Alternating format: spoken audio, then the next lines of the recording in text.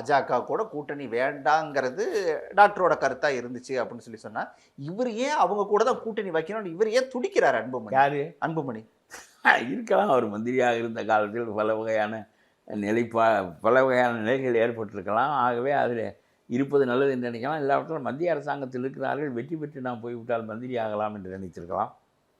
வேறு வகையான தொந்தரவுகள் வராமல் இருக்கட்டும் என்று நினைக்கலாம். மந்திரியாக ஆவதற்கான வாய்ப்பு இருக்கிறது.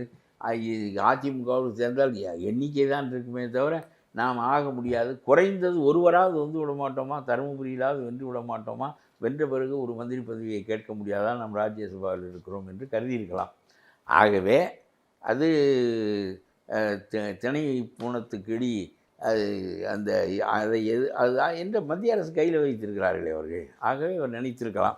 ஆனால் என்ன கோளாறு என்றால், எந்த ஒருவரும் மத்திய அரசு அதிகாரம் கையில் இருக்கின்ற போது அவர்களோடு சேர வேண்டும் என்று நினைப்பது இயல்பானது.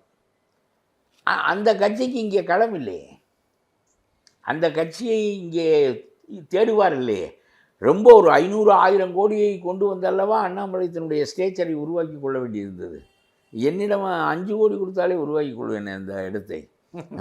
500 கோடி 5000 கோடியெல்லாம் இதற்கு தேவையில்லையே. எல்லா சேனல்களையும் வளைத்து, எல்லா பத்திரிகைக்காரர்களையும் வளைத்து, என்னை பற்றியே பேசு, எனக்கு எதிரானவற்றையெல்லாம் நீக்கு என்று சொல்லி ஒருமுகமாக ஒரு குரலை கேட்க வைத்து ஒரு தலைமையை உருவாக்கி ஒரு கட்சியில் பிரம்மாண்டத்தன்மை அடைவது என்பது ஆளுங்கட்சியாக இருப்பவர்கள் என்ன செய்தாலும் மறுபடியும் தொட்டியில் வைக்கப்பட்ட செடியாகத்தான் பிஜேபி இருக்கும் என்பதற்கு காரணம் இந்த மண்ணுக்குரிய கொள்கைகளை அவர்கள் கடைப்பிடிப்பதில்லை.